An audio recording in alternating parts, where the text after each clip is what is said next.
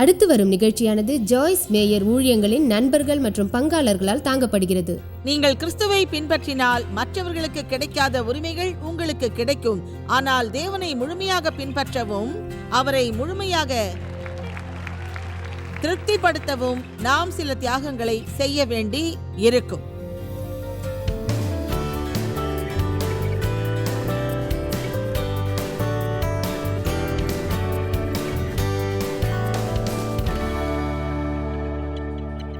யோவான் 5:41. இந்த வசனம் எனக்கு பிடிக்கும். அதை நாம் பார்ப்போம். நான் மனிதரிடமிருந்து மகிமையை ஏற்றுக்கொள்வதில்லை. எனக்கு மனிதருடைய மகிமையோ அல்லது கௌரவமோ தேவையில்லை. அதை இயேசு சொன்னார். நான் மையப்படுத்த விரும்பும் வார்த்தை ஏக்கம். இன்று அதை பற்றி தியானிக்கும் வரை அதை பற்றி நான் சிறிதும் அறியவில்லை. உங்களை பிறர் நேசிக்க வேண்டும் என்று விரும்புவதில் எந்த தவறும் இல்லை. அது மிக இயற்கையானது. அது ஒரு சாதாரண உணர்ச்சி. நீங்கள் என்னை விரும்புவீர்கள் என்று எதிர்பார்க்கலாமா? அது நம் எல்லோரின் விருப்பம். புரிகிறதா? இன்று நான் சொல்வது உங்களுக்கு பிடிக்கும் என்று நான் நம்புகிறேன். உங்களை புண்படுத்தும்படியாக எதையும் நான் சொல்லவில்லை. பிறர் நம்மை விரும்புவது நமக்கு பிடிக்கும். அதற்காக நான் ஏங்க மாட்டேன். அது எனக்கு அவசியமும் இல்லை. ஒரு நேரத்தில் நான் அதை விரும்பினேன். அதை நீங்களும் விரும்பினால் அதற்கு பிறரை எதிர்பார்ப்பீர்கள். ஒருவேளை அவர்கள் ஒப்புதல் கிடைக்கவில்லை என்றால் நீங்கள் செய்வதை மாற்றிக்கொள்வீர்கள் என்று நான் நினைக்கிறேன். புரிகிறதா? உங்கள் முடிவெட்டுதலை மாற்றுவீர்கள். உங்கள் ஆடையின் அழகை மாற்றுவீர்கள். உண்மையை சொன்னால் அநேக போதகர்களின் வாயில் தேவன் வைக்கும் விஷயங்களை அவர்கள் என்றும் போதிப்பது இல்லை.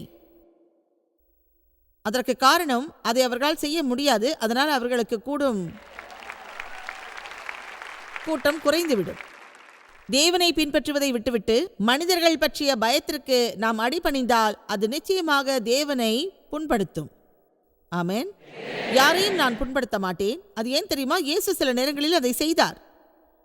உள்ளபடியே அது அவரது விசேஷமாக இருந்தது. உண்மையை சொன்னால் ஒரு காரணத்தோடு தான் அவர் அதை செய்தார்.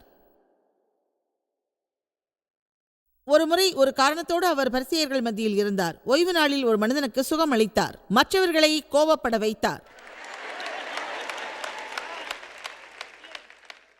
ஆமென். நான் இன்னும் கர்த்தர் என்னை கொண்டு என்னதான் செய்ய போகிறார் என்பதை அறிய எவ்வளவோ முயலுகிறேன். நான் நினைக்கிறேன் எனக்கு போதிய தனித்தன்மை உண்டு, தைரியம் உண்டு, அனைத்தும் உண்டு.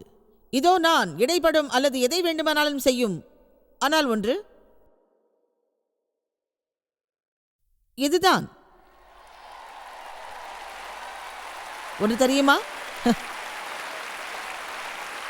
கர்த்தருடைய ஜனங்களை விட வேறு எதுவும் என்னை இந்த அளவுக்கு பரவசப்படுத்துவது கிடையாது என்று நினைக்கின்றேன். அது நம்மை சில சமயம் சிரிக்க வைக்கிறது, சில சமயம் அழ வைக்கிறது.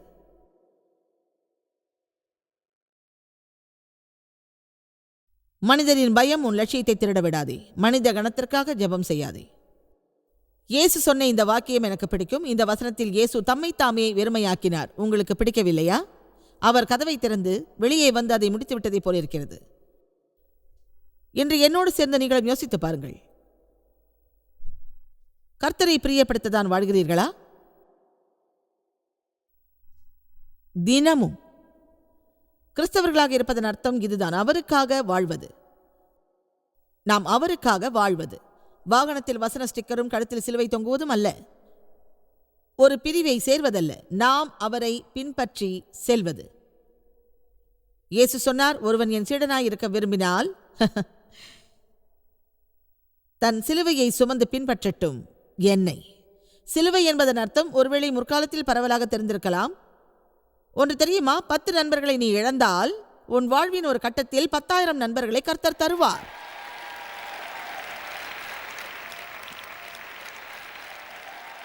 கலாத்தியர் 1:10. சகலவித நற்செயல்களுமாகிய கனிகளை தந்து தேவனை அறிகிற அறிவில் வளமடைந்து கர்த்தருக்கு விருப்பம் உண்டாக அவருக்கு தகுதியுள்ள வாழ்க்கை வாழுங்கள். இதோடு நிறுத்திவிட்டு ஒரு 4 தொடரை பற்றி அறிவோம். நம் விவாதத்தில் எல்லாம் நாம் தேவனை திருப்திப்படுத்த விரும்புகிறோமா? நம் வாழ்வில் உள்ள ரகசியங்களில் எல்லாம் தேவனை திருப்திப்படுத்த விரும்புகிறோமா? நாம் அணியும் ஆடைகளால் தேவனை திருப்திப்படுத்த விரும்புகிறோமா?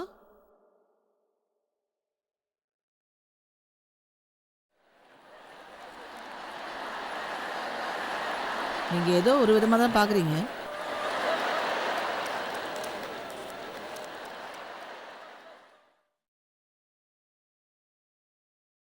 அது அப்படியே இன்னும் ஒரு நிமிஷம் நீடிக்கட்டுமே.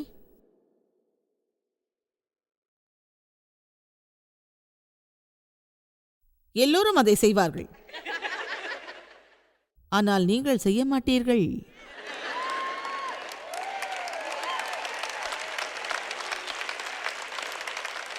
நீங்கள் கிறிஸ்துவை பின்பற்றினால் மற்றவர்களுக்கு கிடைக்காத உரிமைகள் உங்களுக்கு கிடைக்கும்.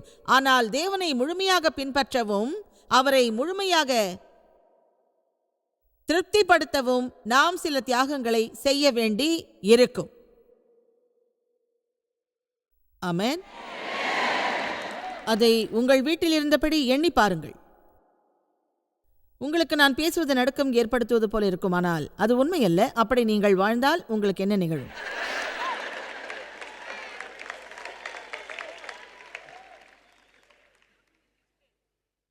சகலவித நற்செயல்களும் ஆகிய கனிகளை தந்து தேவனை அறிகிற அறிவில் வளமடைந்து கர்த்தருக்கு விருப்பம் உண்டாக அவருக்கு தகுதியுள்ள வாழ்க்கை வாழுங்கள். 1 தெசலோனிக்கேயர் அதிகாரம் 2:4. நற்செய்தியை எங்களிடத்தில் ஒப்புவிக்கத்தக்கதாய் தேவனால் ஏற்றுக்கொள்ளப்பட்ட போது அதில் அதிகமாய் தேரும்படிக்கு கர்த்தராகிய இயேசுவுக்குள்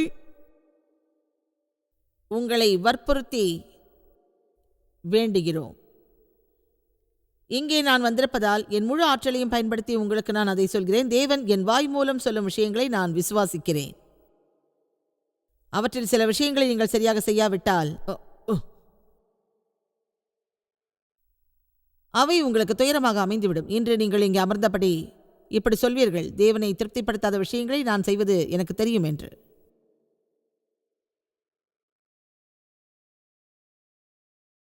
இங்கே நீங்கள் இருப்பது உங்களுக்கு மகிழ்ச்சி தானே?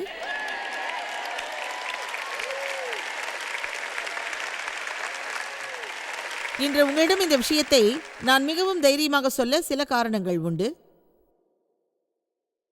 நாம் தேவனை அதிகமாக திருப்திப்படுத்தும் போது நாம் மகிழ்ச்சியோடு இருப்போம். முதலில் உங்கள் மாம்ச இச்சைகளை ஒதுக்கி வைத்துவிட்டு உங்கள் வாழ்வில் ஆவிக்குரிய விஷயங்களை நீங்கள் அடையுங்கள். அதை நான் விசுவாசிக்கிறேன். நாம் அதிக அளவில் ஆவிக்குரியவராக இருந்தால் நமது மாம்ச இச்சைகள் நம்மை விட்டு விலகுவதற்கு நிச்சயமாக வழி பிறக்கும். அந்த நடவடிக்கையில் நாம் சில தீர்மானங்கள் எடுப்போம். நமது மாம்ச இச்சைகள் குறுகிக் கொண்டே போகும். தேவன் எதற்காக உங்களை இங்கே அனுப்பியிருந்தாலும் அவர் அந்த வழியை மேலும் அதிகமாக குறுக்குவார். அதுதான் உண்மை. அது உங்களிடமிருந்து எதையும் பறிப்பதற்காக அல்ல. நீங்கள் கேட்டதை கொடுக்கத்தான் அவர் அப்படி செய்கிறார். என் மகிழ்ச்சி எங்க? எனக்கு சமாதானம் தேவை. இங்கே இருந்தபடி நீங்கள் அதை பெற முடியும்.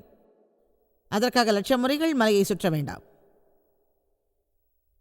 மறுப்பிற்கான பயமும் பிறர் நம்மை மறுப்பார்களோ என்ற பயமும் மிக கொடுமையானதாகும். உங்களிடம் நேர்மையாக சொல்கிறேன், மறுப்பு மிகவும் வலியை தருவதாகும். இங்கே நான் இருந்தபடி என்னை திருச்சபையை விட்டு வெளியேற்றியது பற்றி சொல்கிறேன். என் நண்பர்களை இழந்தேன். என் குடும்ப உறுப்பினர்கள் எல்லோருமே நாங்கள் இருந்த திருச்சபையை விட்டு வெளியேற எடுத்த முடிவை சிறிதளவு கூட ஒப்புக்கொள்ளவில்லை. ஒருவேளை அங்கே நான் இருந்திருந்தால் மகிழ்ச்சியாக இருந்திருப்பேன் என்று நான் சொல்லவில்லை. அவர்கள் என்னை வெளியேற்றினார்கள். அப்படி செய்தது எனக்கு பிடிக்கவில்லை. நான் அங்கிருந்து வெளியேறுவதும் என்னுடைய வாயை முழுவதுமாக மூடிக்கொள்வதும் அப்போது என்னுடைய விருப்பம் அல்ல. இந்த உலகில் உள்ள அதிகமான ஞானத்தை நான் பயன்படுத்தவில்லை. சில நேரங்களில் தேவனின் தீப்பிழம்புகள் உங்களை தாக்கக்கூடும். அப்போது சுறுசுறுப்பாக இருப்பது போல் உங்களால் நிச்சயமாக நடிக்க முடியாது. உண்மையை சொல்லப்போனால் ஒருவேளை அவர் பெரிய அளவு தீயை தருவதற்கு பதில் சிறிதளவு தீ தருவார். ஆனால் அதற்கு சிறிது காலம் ஆகும். இப்போது நான் நிமிர்ந்து நின்று சரியான பாதையில் செல்கிறேன். நான் பின்னோக்கி பார்த்து நடந்ததை நினைக்கிறேன். அவர்கள் அப்படி சொல்லியிருக்க கூடாது என்று உணர்கிறேன். அவர்கள் அப்படி செய்திருக்க கூடாது. என் இருதயம் சரியாக இருந்தது. எனவே என்னை எல்லோரும் மறுத்தது தவறான செயலாகும். ஒரு உண்மையை சொல்கிறேன். இங்கே இருந்தபடி அதை உங்களிடம் சொல்கிறேன். என் நண்பர்களை இழந்தேன். அது வேதனையானது. அது எனக்கு மிகவும் வேதனையை தந்தது. மறுப்பு என்பது வலியை தரும். உண்மையை சொன்னால் அதை திரும்பி பார்த்து மிக நேர்மையாக நான் சொல்கிறேன், அதை எப்படி செய்தேன் என்று எனக்கு நிச்சயம் தெரியாது. ஏனென்றால் பிறர் என்னை பற்றி நினைப்பதை நான் அப்போது பெரிதாக நினைத்தேன். ஒரு வகையில் தேவனின் கிருபையால் தான் அதை என்னால் செய்ய முடிந்தது. ஒரு உண்மையை உங்களிடம் சொல்கிறேன். அப்போது நான் என்னுடைய சமையலறையின் தரையில் மண்டியிட்டபடி நீதியை குறித்து ஒரு போதனையை கேட்டேன். அதற்கு முன் அதை நான் கேட்டதில்லை. நீதியை பற்றி நான் எப்போதும் கேட்கவில்லை. நான் கேட்டது எல்லாமே நான் ஒரு கொடுமையானவள், மகிழ்ச்சியற்றவள், பாவம் செய்தவள், நான் தேவனுக்கு சரியானவளா அல்லது தவறானவளா என்பதைத்தான். அப்போது நீதியை பற்றிய அந்த போதனையை கேட்டேன். ஆனால் உண்மையில் உள்ளபடியே அது எனக்கு புரியவில்லை. அந்த போதகர் 2 கொரிந்தியர் 5:21 போதித்துக் கொண்டிருந்தார். நாம் அவருக்குள் தேவனுடைய நீதியாகும்படியாக பாவமறியாது அவரை நமக்காக பாவமாக்கினார். நான் நீதியோடு உள்ளேன் என்று சொல்வதை போன்றதல்ல அது. நான் என் செயல்பாடுகளால் எல்லா நேரங்களிலும் தவறானதை செய்தேன். ஆனால் நமக்கு தேவனின் நிதி வழங்கப்பட்டுள்ளது. அதை நாம் அணிய வேண்டும், மேலங்கி போல் அணிய வேண்டும் என்று வேதம் சொல்கிறது. எனவே அதை நீங்கள் அணிய விரும்பினால் அதை கேட்டு பெற வேண்டும். நீங்கள் கிறிஸ்துவில் யார் என்பதை அறிய வேண்டும். அது கிறிஸ்துவில் உள்ளது, கிறிஸ்துவில் உள்ளது, நம்மிடம் இல்லை, கிறிஸ்துவிடமே உள்ளது. அப்போது அந்த போதனையை நான் கேட்டேன். உடனே ஏதோ ஒன்று எனக்குள் நிகழ்ந்தது. அது என் தலைக்கு புரியவில்லை. ஆனால் ஏதோ ஒன்று எனக்குள் நிகழ்ந்தது. அந்த ஆபத்துக்களை எல்லாம் நான் சந்தித்தேன். பிறகு ஒரு தீர்மானம் எடுத்தேன். இந்த நிகழ்ச்சியை சிலர் டெலிவிஷனில் பார்க்கலாம். அவர்களுக்கும் இங்கு உள்ளவர்களுக்கும் நான் சொல்கிறேன், தேவன் உங்கள் வாழ்வில் ஏதோ ஒன்றை செய்ய முயற்சிப்பார். ஒருவேளை உங்கள் வாழ்வில் தேவன் ஒரு அழைப்பு விடுக்கலாம். தேவன் உங்களை அழைத்து உங்களுக்கு தெரிந்தவற்றை வெளியே சென்று செய்யுமாறு கூறலாம். அதை பிறர் புரிந்து கொள்ளாமலும் இருக்கலாம். ஆனால் நீங்கள் தேவனிடமிருந்து கேட்பீர்கள் என்பது 100% உறுதியானதல்ல. அதே சமயம் அவர் உங்களை தனியாக விடமாட்டார். தவறு செய்வதில் உள்ள பயம் பற்றி இந்த வார இறுதியில் நாங்கள் அதிகமாக பேசப் போகிறோம். ஒரு உற்சாகமான விஷயத்தை சொல்கிறேன். நீங்கள் ஆபத்தை சந்திக்க விரும்பாவிட்டால் நீங்கள் ஆவியில் தேர்ச்சி பெற மாட்டீர்கள்.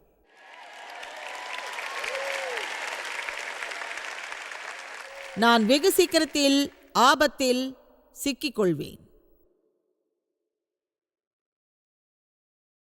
அந்த ஒரு தீர்மானத்தை நான் எடுத்தபோது தேவ் என்னோடு கூட இருந்தார். தேவ் எப்போதும் பிறர் சொல்வதை பற்றி கவலைப்பட மாட்டார். அது அவருக்கு ஒரு பிளஸ்ஸாக இருந்தது. ஆனால் அது தவறான வழியில் இல்லை. அவர் அப்படிப்பட்டவர் அல்ல. அவர் கூறுவார், மற்றவங்க என்ன நினைப்பாங்கன்றது ஏன் பொறுப்பில்லை. அதை நானும் விரும்பினேன். அதற்காக இயேசு மூலமாக பாடுபட்டேன். அதனால்தான் உங்களுக்கு அதை போதிக்கிறேன். அது உங்கள் தவறு, எனது தவறல்ல. ஆனால் ஒரு விஷயத்தை நான் கூற விரும்புகிறேன். அது எனக்கு கடினமாக இருந்தது, எளிதாக இல்லை. அதெல்லாம் சரிதான். நான் அமைதியானேன், எனக்கு அது புரிகிறது. ஆனால் அதில் அலைகளை நான் உருவாக்கவில்லை. நான் அமைதி அடைந்தேன். இடைப்பட்ட காலத்தில் அதை செய்தேன். இப்போது முடிவில் மகிழ்கிறேன். ஆமென். அதை நான் இடைப்பட்ட காலத்தில் செய்ததை நேசிக்கிறேன்.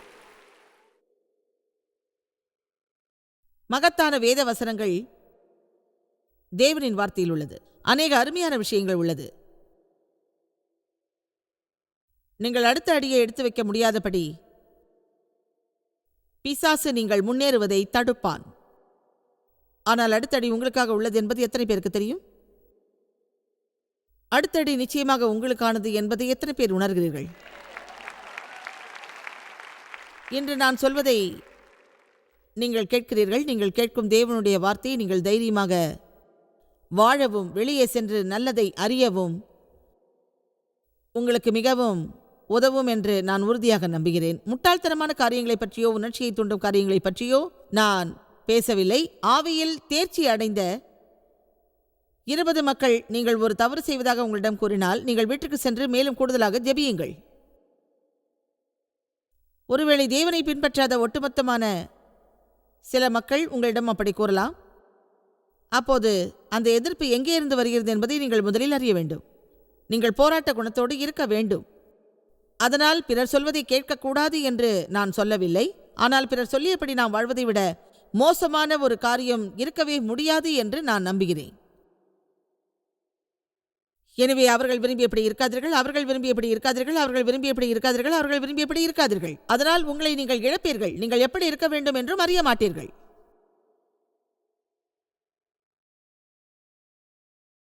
கடினமானதை செய்வது ஒரு வகையில் நல்லது.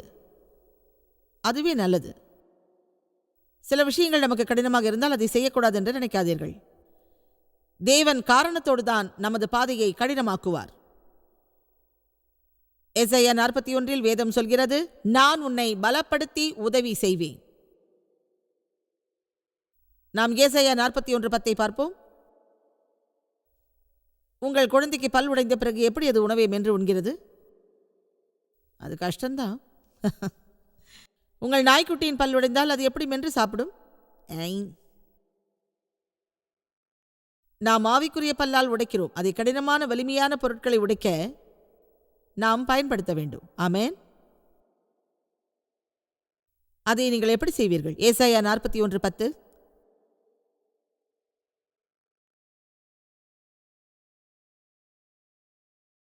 அது ஒரு அருமையான வேதவசனம். பயப்படாதீர்கள், எதற்காகவும் பயப்படாதீர்கள். நான் உங்களோடு உள்ளேன். தேவன் எப்போதும் பயத்தோடு வாழக்கூடிய ஒரு வாழ்வை நமக்கு வழங்க மாட்டார். அதனால்தான் நான் உங்களோடு உள்ளேன். நீ அச்சப்படாதே, நான் உன்னுடனே இருக்கிறேன், திகையாதே, நான் உன் தேவன். உன்னை நான் பலப்படுத்தி உனக்கு உதவி செய்வேன். உன்னை பலப்படுத்தி உன் கஷ்டங்களிலிருந்து விலக்கி வைப்பேன். உன்னை பலப்படுத்தி உன் கஷ்டங்களிலிருந்து விலக்கி வைப்பேன். அதன் அர்த்தம் என்ன தெரியுமா? இன்று உங்களுக்கு கடினமாக உள்ள விஷயங்கள் 5 வருடங்களுக்கு பிறகு உங்களை துன்புறுத்தாது.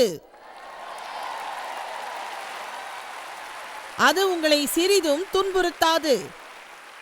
ஆனால் நீங்கள் அதை விட்டு ஓட நினைத்தாலும் இப்போதிலிருந்து 5 வருடங்கள் அது உங்களை நிச்சயமாக துன்புறுத்தும். இப்போது உள்ளது போல் இன்னும் 5 வருடங்கள் நீங்கள் இருக்க விரும்புகிறீர்களா? அல்லது நீங்கள் தேவனோடு இணைந்து சிறிது ரிஸ்குடன் வாழ விரும்புகிறீர்களா? நாம் ஆபத்தோடு இருப்பது நல்லது என்று நான் சொல்கிறேன். ஏனென்றால் அதன் மூலம்தான் தேவன் நமக்கு செய்ய விரும்புவதையும் விரும்பாததையும் நம்மால் அறிய முடியும். என் அனுபவத்தை நான் சொல்கிறேன். என் வேலையை விட்டு நான் வெளியேறிய போது தேவன் என்னிடம் இந்த ஊழியத்தை செய்யுமாறு சொன்னதை நான் உணர்ந்தேன். அப்போது எனக்கு 42 வயது. இந்த ஊழியத்தை நான் தொடங்கினேன். எனக்கு 3 இளம் பிள்ளைகளும் ஒரு குழந்தையும் இருந்தார்கள். எனவே எனக்கு வயதாகிவிட்டது. எனக்கு நிறைய குழந்தைகள் இருக்கிறார்கள். என்னால் தேவனுக்கு எதுவும் செய்ய முடியாது என்று சொல்லாதீர்கள். புரிகிறதா? ஒரு உண்மையை சொல்கிறேன். தேவன் மீதான தீவிர உணர்வு சில காரியங்களை செய்யுமாறு நம்மை தூண்டும். ஆமென். அப்போது தேவன் என்னை ஆதரிப்பதை நான் அறிந்தேன். தேவன் எனக்காக கதவுகளை திறந்ததை அறிந்தேன். நான் எழுந்த நண்பர்களுக்கு பதில் வேறு புதிய நண்பர்களை தேவன் எனக்கு வழங்கினார். ஏனென்றால் நான் அந்த ஆபத்தை சந்தித்தேன். பிறகு நான் தவறாக இருந்ததற்கான காரணத்தை உணர்ந்தேன். ஒருவேளை தேவன் அதில் தலையிடாமல் கூட இருந்திருப்பார். ஆனால் அப்படிப்பட்ட ஒரு மோசமான பகுதியில் வாழ்வதை விட வேறு எங்காவது நாம் வாழலாம். பயப்படாதீர்கள், எதற்காகவும் பயப்படாதீர்கள். இன்று நான் முடிக்கும் இந்த நேரத்தில் சில வேத வசனங்களை படிக்கிறேன். அதை பற்றி நான் விரிவாக சொல்லப் போவதில்லை. ஒட்டு மொத்தமாக சொல்லுவேன். அதை நான் படிக்கும்போது தேவனை மிகவும் விசுவாசிப்பேன். உங்கள் இருதயத்தில் ஏதோ ஒன்று நிகழப்போகிறது. நீங்கள் அறிந்த மக்களை விட தேவனே மகத்தானவர் என்பதை நீங்கள் அறிந்து கொள்ள அது உங்களுக்கு உதவும். தேவன் என்றும் உங்களுக்காகவே உள்ளார். அதுதான் அவர். அப்படிப்பட்டவரே அவர். ஆம், நான் உங்களுக்கு சொல்கிறேன், நீங்கள் பாவியானாலும் தேவன் உங்களுக்கு உதவுவார். நேர்மையாக சொல்கிறேன், தங்கள் வாழ்வை கிறிஸ்துவுக்கு அர்ப்பணிக்காத மக்களுக்கும் கூட தேவன் உதவுவார். இன்று அவர் உங்களை அழைப்பார், இன்று உங்களை மகிழ்விப்பார். தேவன் உங்களுக்காக உள்ளவர். தேவன் எனக்காக இருந்தால் யார் என்னை எதிர்க்க முடியும்? தேவன் என் பக்கத்தில் இருந்தால் யாரிடம் எனக்கு என்ன பயம்? இதை பொறுமையாக பார்ப்போம். ரோமர் 8:31 மற்றும் 32. தேவன் நலிவடைந்த ஆவியோடு இருந்தால், தேவன் உங்களை அழைத்தால், தேவன் தம் வார்த்தையின் வல்லமையால் உங்களை விடுவிப்பார்.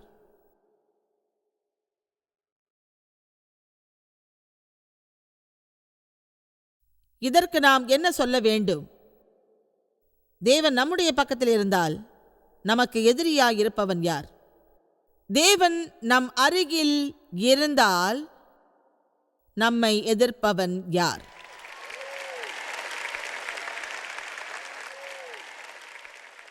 சங்கீதம் 118:6. கர்த்தர் என் பக்கத்தில் இருக்கிறார், நான் பயப்படேன். மனிதனால் எனக்கு என்ன செய்ய முடியும்? உண்மையிலேயே அதை நான் நினைக்கிறேன். அதை அவர் எழுதியுள்ளார், மனிதனால் என்ன செய்ய முடியும் என்று. அவர்கள் என்னை பற்றி பேசலாம், அவர்கள் என்னை பற்றி தவறாக நினைக்கலாம். சில மக்கள் எல்லா இடங்களுக்கும் சென்று உங்களை பற்றி தவறாக பேசுவார்கள். அதனால் என்ன? அவர்கள் உங்களை மறுக்கலாம், உன் நண்பராக இருக்க விரும்பவில்லை என்று அவர்கள் சொல்லலாம். உங்களை அவர்கள் விருந்து கழைக்காமல் இருக்கலாம். உங்களுடைய முதலாளிக்கு உங்களை பிடிக்காமல் இருக்கலாம். அவர் உங்களுக்கு பதவி உயர்வோ முன்னேற்றமோ வழங்காமல் இருக்கலாம். நீங்கள் சொல்லலாம், அவர்கள் என்னை புண்படுத்தினால் என்ன, அவர்கள் என்னை கொலை செய்தால்தான் என்ன என்று. ஒரு வேத வசனம் உள்ளது, அதில் தேவன் சொல்கிறார், உங்களை கொல்ல வரும் மக்களை பார்த்து பயப்படாதீர்கள். ஆனால் உங்கள் நித்திய ஜீவனுக்கு பொறுப்பாக உள்ளவரை பார்த்து பயப்படுங்கள் என்று. ஆமென். விசுவாசத்திற்காக இறக்கும் சிந்தனையை இங்குள்ள அநேக மக்கள் கையாள்வதில்லை. ஆனால் உலகம் முழுவதும் அப்படித்தான் உள்ளது. உண்மையை சொன்னால் மேற்கு நாடுகளிலேயே யுஎஸ்இல் மட்டும்தான் அந்த சிந்தனை சற்று கடினமாக உள்ளது. ஆனால் கூடிய சீக்கிரம் அதற்கான சிந்தனை அங்கு உருவாகும் என்று நம்புகிறேன்.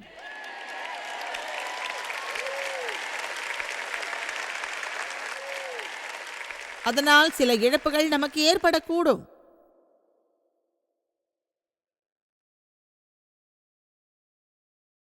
எனவே அதற்கான முடிவுகளை இப்போது எடுப்பதுதான் நல்லது.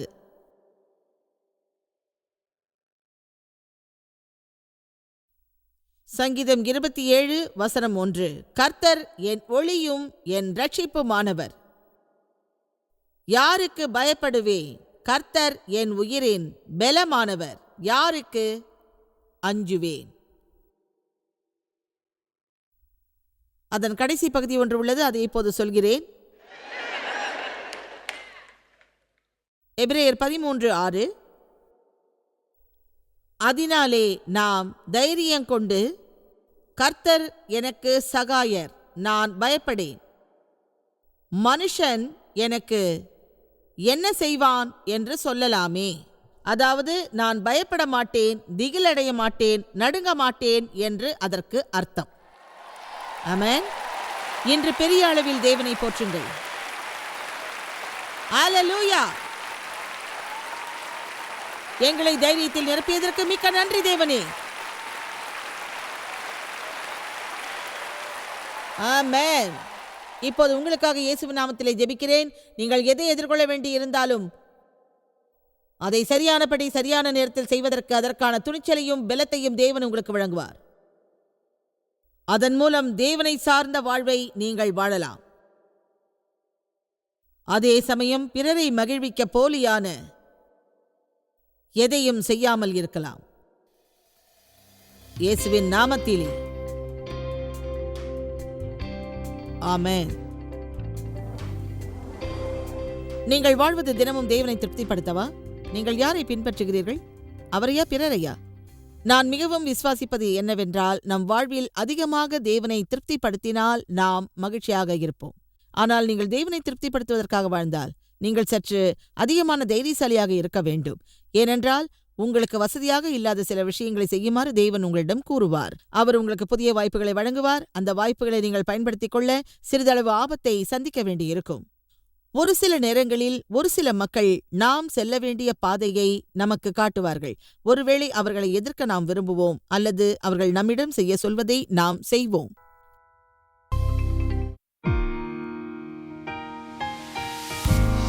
இந்த ஊழியத்தை உலகமெங்கும் சாத்தியமாக்கும் நண்பர்களுக்கும் பங்காளர்களுக்கும் எங்களது நன்றியையும் பாராட்டுகளையும் தெரிவிக்கிறோம். ஒன்றாய் இணைந்து நாம் பசியுள்ளவர்களை போஷித்து உடைகளை கொடுத்து தேசங்களுக்கு சுவிசேஷத்தை சொல்லி வருகிறோம். எங்களை தொடர்பு கொண்டு www.jmumindia.org-இல் உங்கள் ஜெப தேவைகள் மற்றும் எங்களின் வெளியீடுகள் பற்றி அறிந்து ஜாய்ஸ் அவர்கள் நிகழ்ச்சிகளை அறிந்து எங்களோடு இணைந்து தேவ அன்பை உலகிற்கு பரவச் செய்யுங்கள். அடுத்து வரும் நிகழ்ச்சியானது ஜாய்ஸ் மேயர் ஊழியங்களின் நண்பர்கள் மற்றும் பங்காளர்களால் தாங்கப்படுகிறது.